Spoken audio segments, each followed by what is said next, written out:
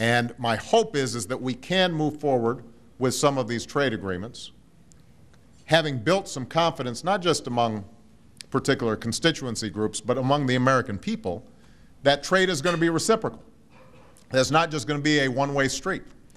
You are absolutely right, though, Peter, when you say, for example, South Korea is a great ally of ours.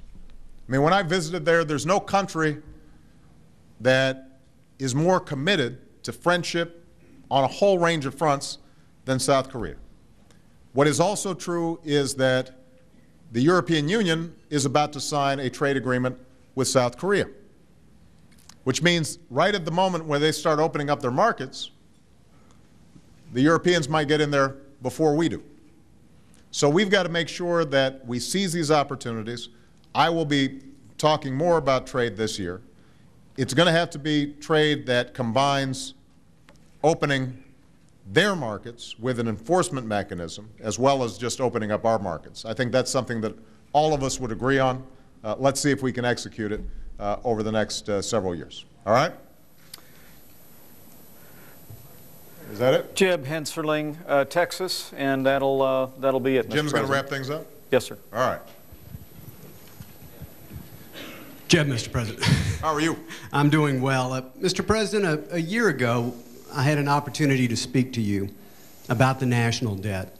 And something that you and I have in common is we both have small children. Absolutely. And I left that conversation really feeling your sincere commitment to ensuring that our children, our nation's children, do not inherit an unconscionable debt. We know that under current law, that government, the cost of government is due to grow from 20% of our economy to 40% of our economy. And right about the time our children are leaving college and getting that first job. Mr. President, shortly after that conversation a year ago, the Republicans proposed a budget that ensured that government did not grow beyond the historical standard of 20% of GDP. It was a budget that actually froze immediately non-defense discretionary spending. It spent $5 trillion less than ultimately what was enacted into law. And unfortunately, I believe that budget was ignored. And since that budget was ignored, what were the old annual deficits under Republicans have now become the monthly deficits under Democrats. The national debt has increased 30%. Now, Mr. President, I know you believe, and I understand the argument, and I respect the view that the spending is necessary due to the recession. Many of us believe, frankly, it's part of the problem, not part of the solution, but I understand and I respect your view. But this is what I don't understand, Mr. President. After that discussion, your administration proposed a budget that would triple the national debt over the next 10 years. Surely you don't believe 10 years from now we will still be mired in this recession. It proposed new entitlement spending and moved the cost of government to almost 24.5% of the economy. Now, very soon, Mr. President, you're due to submit a new budget. And my question is... Jim, I know there's a question in there somewhere, because you're making a whole bunch of assertions, half of which I disagree with, and I'm having to sit here listening to them. At some point, I know you're going to let me answer. That's the question. You are soon to submit a new budget, Mr. President. Will that new budget, like your old budget, triple the national debt and continue to take us down the path of increasing the cost of government to almost 25% of our economy? That's the question, Mr. President. Jim, with all due respect, I've just got to take this last question as an example of how it's very hard to have the kind of bipartisan work that we're going to do, because the whole question was structured as a talking point for running a campaign. Now, look, let's talk about the budget once again, because I'll go through it with you line by line. The fact of the matter is that when we came into office, the deficit was $1.3 trillion. 1.3. So when you say that suddenly I've got a monthly budget that is higher than the annual, or a monthly deficit that's higher than the annual deficit left by the Republicans, That's factually just not true. And you know it's not true. And what is true is that we came in already with a $1.3 trillion deficit before I had passed any law. What is true is we came in with $8 trillion worth of debt over the next decade. Had nothing to do with anything that we had done.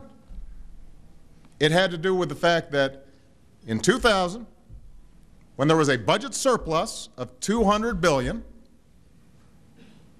you had a Republican administration and a Republican Congress, and we had 2 tax cuts that weren't paid for. You had a prescription drug plan, the biggest entitlement plan, by the way, in several decades, that was passed without it being paid for.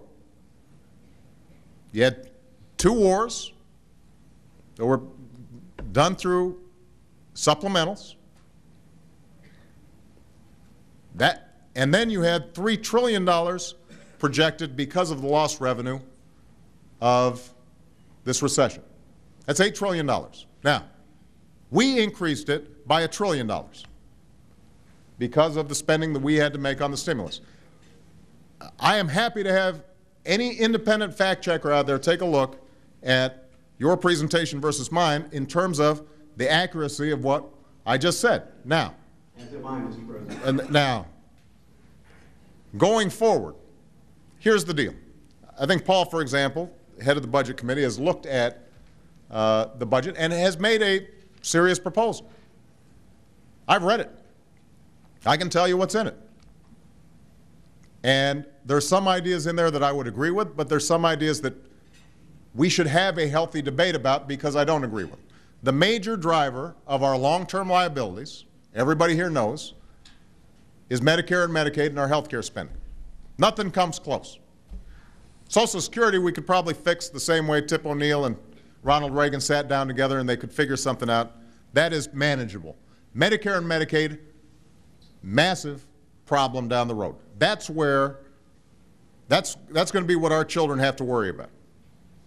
Now, Paul's approach, and I want to be careful not simplifying this because I know you've got a lot of detail in your plan. But if I understand it correctly, would say we're going to provide vouchers of some sort for current Medicare recipients at the current level. No? People 55 and above. 55. Well, no, I understand. I mean, there's a grandfathering in, but just for future beneficiaries, right? That's why I said I didn't want to. I want to make sure that I'm not being unfair to your proposal, but I just want to point out that I've read it, and the basic idea would be that at some point we hold Medicare cost per recipient constant as a way of making sure that that doesn't go way out of whack. And I'm sure there's some details that We grow it at a blend of inflation and health inflation. Right. The point of our plan is, because Medicare, as you know, is a $38 trillion unfunded liability. Right. It has to be reformed for younger generations because it won't exist because it's going bankrupt.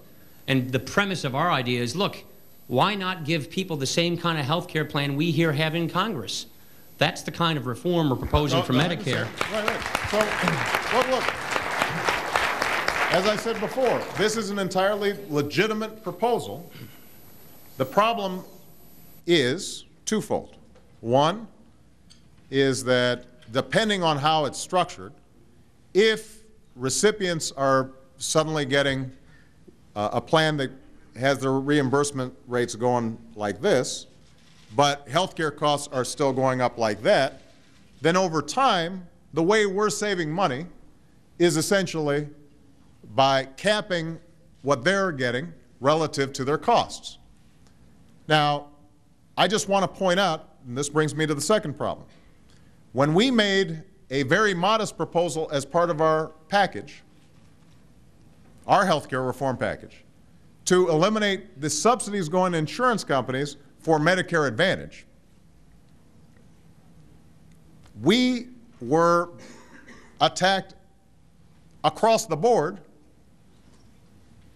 by many on your aisle for slashing Medicare. You remember? We're going to start cutting benefits for seniors. That was the story that was perpetrated out there, scared the dickens out of a lot of seniors. No, but here's my point. If the main question is going to be what do we do about Medicare costs, any proposal that Paul makes will be painted factually from the perspective of those who disagree with it as cutting benefits over the long term. Paul, I don't think you disagree with that. That there is a political vulnerability to doing anything that tinkers with Medicare, and that's probably the biggest savings that are obtained through Paul's plan. And I raise that not because we shouldn't have a serious discussion about it,